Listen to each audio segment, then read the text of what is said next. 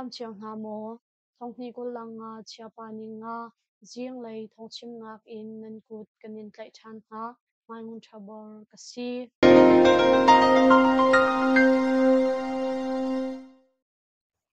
CDF holngoram le CNDF shwetu na chu tombia ruat nak nei I remdei nak sarding in chiaram chawza le chim brotherhood ni forfiel nak antua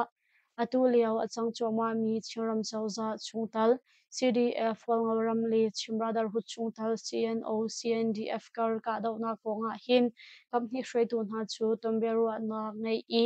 chai mai nak he remdei nak sarding in chiaram chawza le chim brotherhood ni forfiel nak chathan an chua chiaram chung a atu liao kan ton chua ma mi ruwa nak a khalo ruang I kani then chau mi hi kani fun tom kho than nak ding cha a Chian National Council aran nak in achua kho nak ha timlap na kan nge liao chan asi CNO CNDF ni chiaram chawza chungtal HPO CDF fongoram huram chung I luhno in ka dau nak nan vatua mi ni hin Chian National Council adong tar kho mi to sarnak asi phun le huram kong hi chu dau than nak adi nu a ram khel phunglam ning in aphichua holding asi kandi lak ifon in kanrala khatni asi siral ka tu hi chiaram chung in control di na her liao chan asi bantuk in company kar boy nak chu ka dau nak hi aphichua kullo in the boy chung beru nak tu he remdai nak nan sar a haw chu cha a company shroi tu na zong ni chin mi pun malama kar a boy bai nak chwa tar lo in malem hmaram chiao I upat piak in ka dau nak hi ngul chang ulo malem hmaram chung I a ummi sakhan chiao a kyo than ding in kanin forfiel na tia chiram chawza ni an than chuban tuk thiam in chim brother hu zong ni chiang sham tlai phu malama kar boy nak achuak mi chu tombia ruat nak nei in chai mai nak he aphit chua holding hi chim brotherhood ni kandu mi asi tu cha a atu liao falam peng chung I achang mi boy bai nak a hin chim brotherhood kanital lai lo HPO CDF holngoram le CNO CNDF chu SCRAL kap ado veve mi nan si bantuk in itan nak nei ulo chai mai nak he aphit chua holding in kanin forfiel kaun na tia an lang tar ve Chupin a HPO CDF Wongoram le CNO CNDF Karaboyna ko nga hin adang siyam tlai pu na itlak ve loading in kanin forfiel fon na siyam tlai pu dang ital ve nak ni atu boy nak hi azol tar kho I kisan chua nak akar tar kho mi asi tu cha a siyam tlai pu dang ni remdei nak lam in silo in ka daw in nan bom ha chun kan ma chung tal asimi CNO CNDF he khekte in kan duty lai tia chim brotherhood ni chathan an chuami a an lang ter hakapeng mi naudi lak ni hakapeng chuatak loading le pa pau training guiding in CDF khani an than chiaram hakapeng chung a shambun in pado thlan na ka betakte in achol chang choma mi Chilean Defense Force khani hakapeng chung I aum mi minau hani hakapeng chuatak loading tal in mizapi sin a thong than nak an tua thong ni ko langa July ni khatni thok in hakapeng chung a achokek mi in lo ngai mi hna le hakapeng I aum mi minau pau mi atang lei thong than nak hi nan zut nak lai kan in thei tar hna tia CDF khani July ni thungzan a an than minau a hau man ni hakapeng chuatak loading le achok mi chu gay in kirtar na selai minau pa pau pau hakha township reserve force training kadi ding aselai pado thlan nak chan chung a Mizoram le ramchung hundang aphani minau paviate chu thongni kulanga July thadi khan a hakapeng chung a rakir di ding aselai pado thlan nak chan chung a ramdang aphani velte thongni kulanga kumchung a dollar thongkhatal thochiao ding aselai tia Chilean Defense Force khani an thanni a an lang ter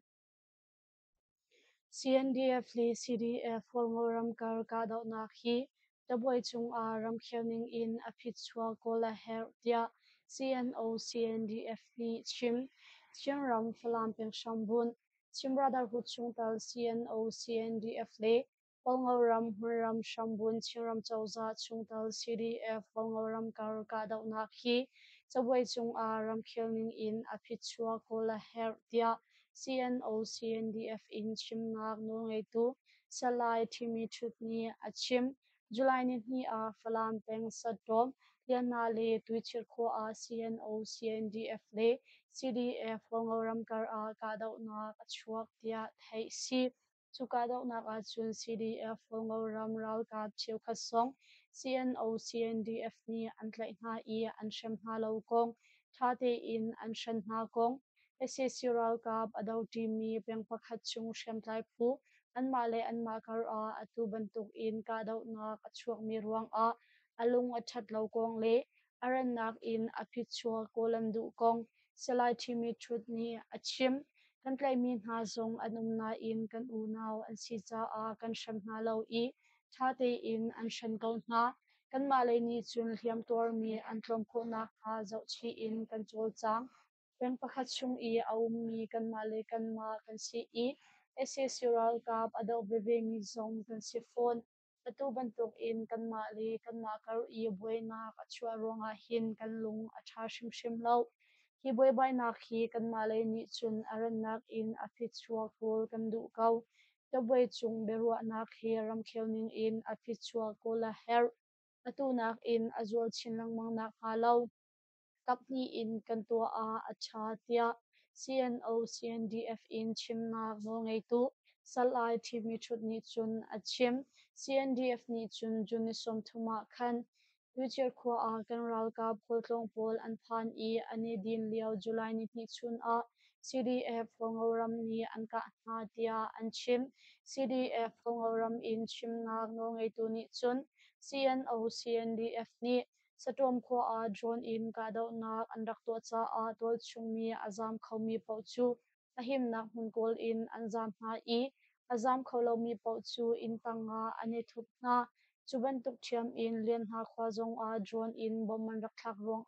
kapni kar ka do na kachua hi asi tia July ni achim ve India memoram ri I aum ni rikhodar khopi chu CDF fongoram tal in CNA li tangthi punhani aliam chia thongni kulla thum November mi hlei thuma khan SSRAL ka put in anla kho I CDF fongoram ni zatlang ukshoi nak zong thadi in ankalpi choma tia thai si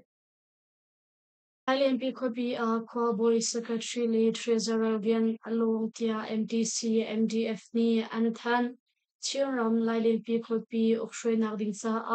core board secretary lead treasurer ti in ren pathum along I ren tron tu ding ankol haliaw kong Chim Brotherhood Chungtal Maraland Territorial Council MTC MDF ni July ni anthan Lalian Picopi Maraland Territorial Council MTC ni kan ngay mi phung he atlak ning in Administrative Office funding in timlam na kan ngay choma liaw CE Kwaboi Secretary le Kezarar Rian along Rentron Clothing kan kol haliaw song si maram di lakahin MTC ni zatlang shrey na kan kalpitsa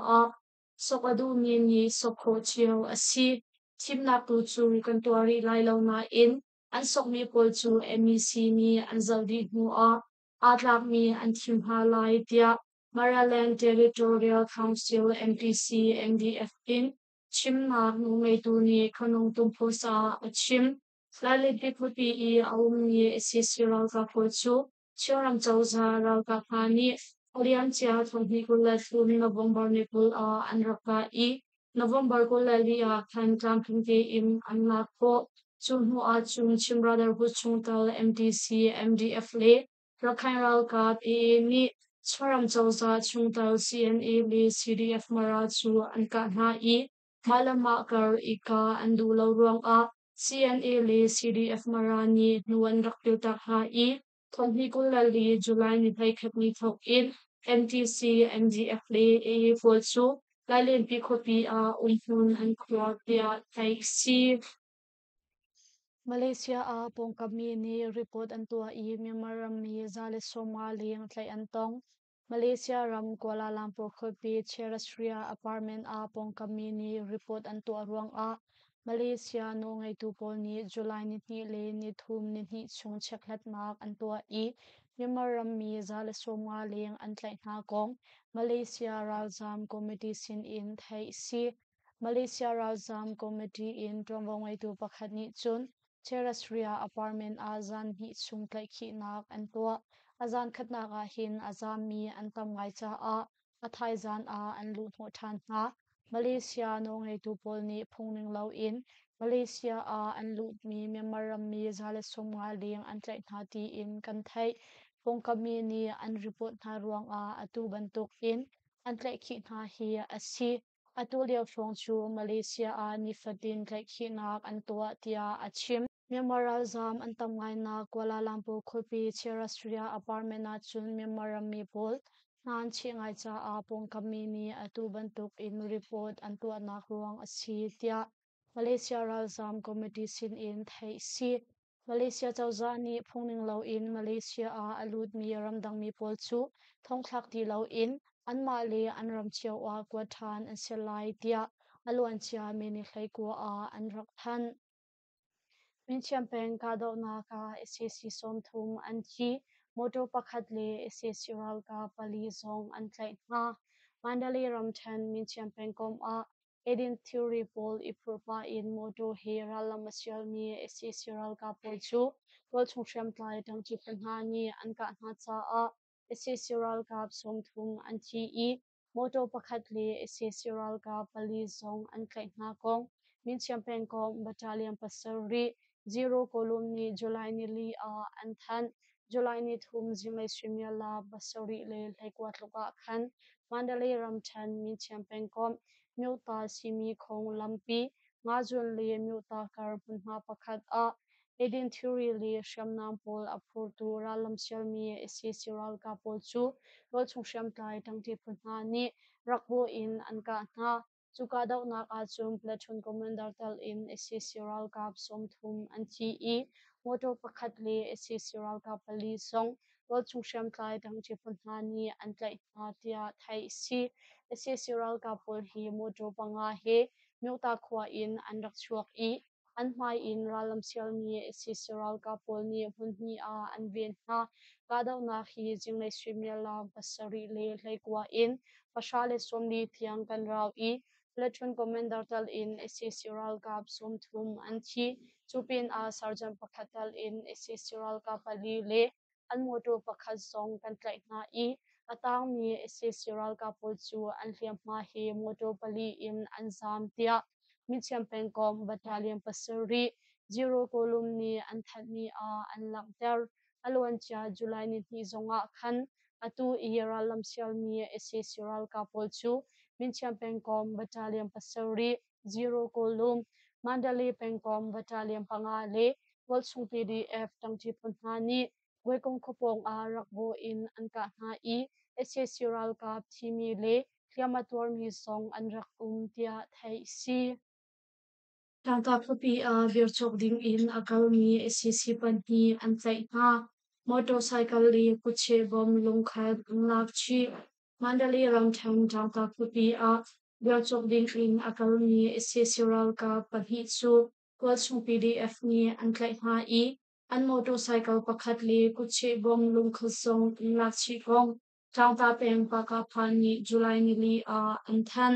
July ni thum zanai sanga khan tangta khopi I awung mi number pakhat thilpon sarnak sezung in SSC ral ka panhi chu biar le zu chokding a an chuak I tangta khopi leng an phan a kolchung PDF ni an tlai na tia thai si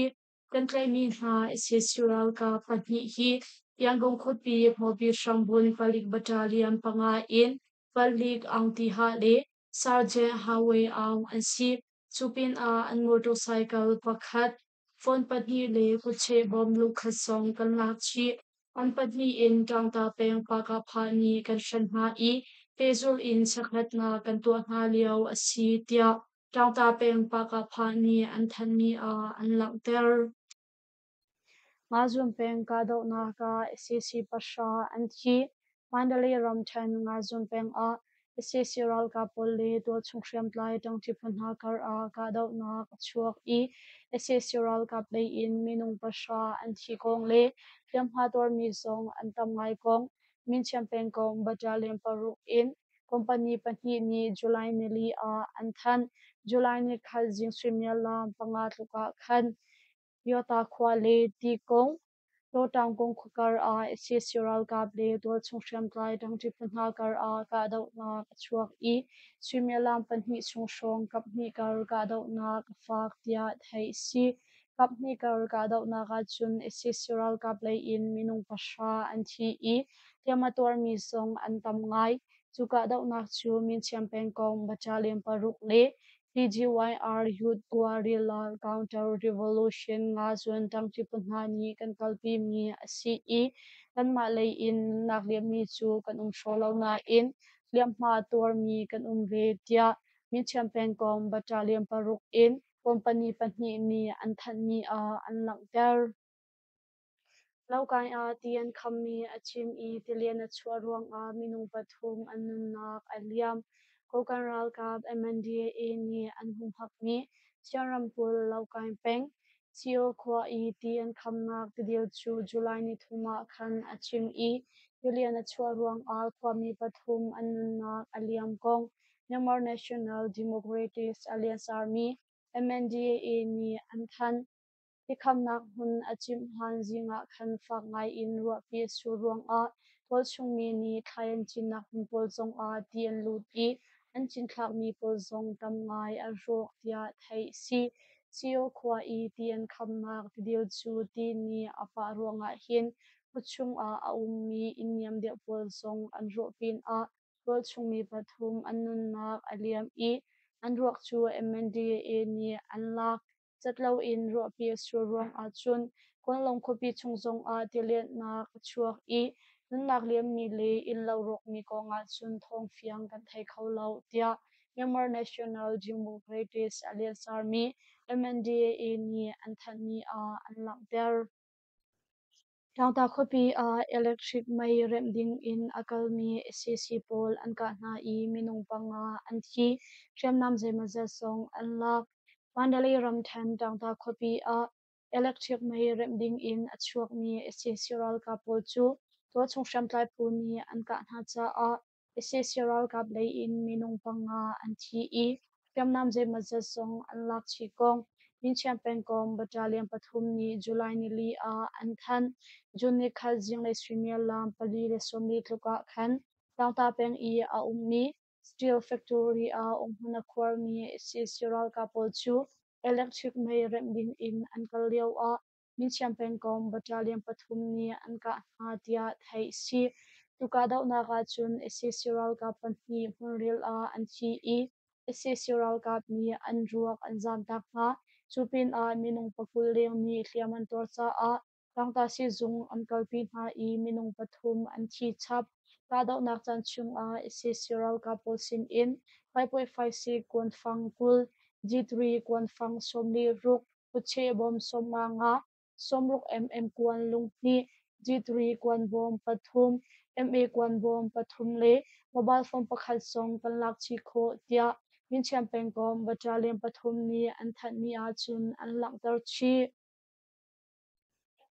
Thainboi le me peng a SCC pali chu me thaljun hi le sham nam dang pol he mi pi sin a ani fon karan ram kul thainboi peng le taning tari ram chan me peng a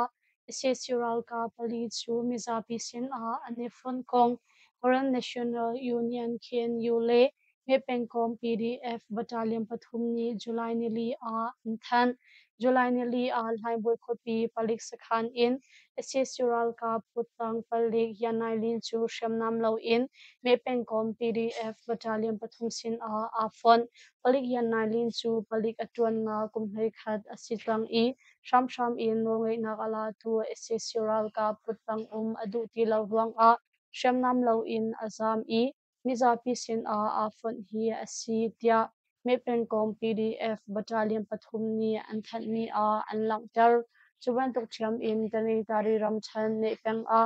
shambun mi khala ya zan hi songa ruk battalion in SSRL ka pakhat chu July ni khat chuna khan MA1 Meithal Jun khat Kwanbong Pathum le Kwanfangjani he Karen National Liberation Army KNLA Battalion Police a Fontia thai si chupin a Junicolen ni khat a khan me pengchung a umhuna khor mi SSRL ka pani zong MA3 Meithal Jun khat Kwanbong Pali le Kwanfang Zalakul he Karen National Defense Organization KNDO sin a anifon i tangkalak song kan pe na atu chu amun himna hun a kan thla chang na tia Karen National Union KNU ni an than mi a an lak ter Mataya peng a SCC ni siyangmanan ka i tol chungi panhi annun nak aliam bo tetal in minung tam ngai ni hliam han tuar Mandalay ram chan Mataya peng Woyo ati kwa a SCC-ral kap ni kar ka daw nak umlaw na in dupaw in siyangman an kapin a chunglay ka daw nak song an tua i hakcha pakhatal in tuol chungi panhi annun nak aliam kong li nukding liaw mi bo te pakhatal in tuol chung tam ngai ni hliam han tuar kong Mandalay PDF ni July ni li a an than July ni thum chuna khan Mataya peng Woyo ati kwa a aruang umlaw in SCC-ral kap ni chunglay ka daw nak an tua ruang a hakcha pakhat anun nak aliam i nukding liaw mi hakcha tal in tuol chungi pasari ni hliam han tuar tia thai si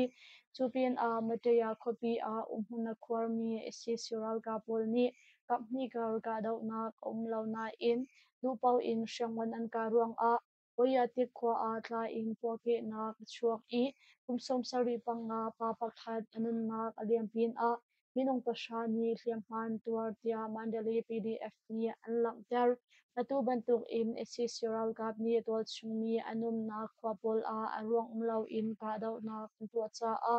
Mataya peng tol chungmi atam deuh chu ahim nak hun kol in an zam na tia Mandalay PDF ni an that ni a an lang ter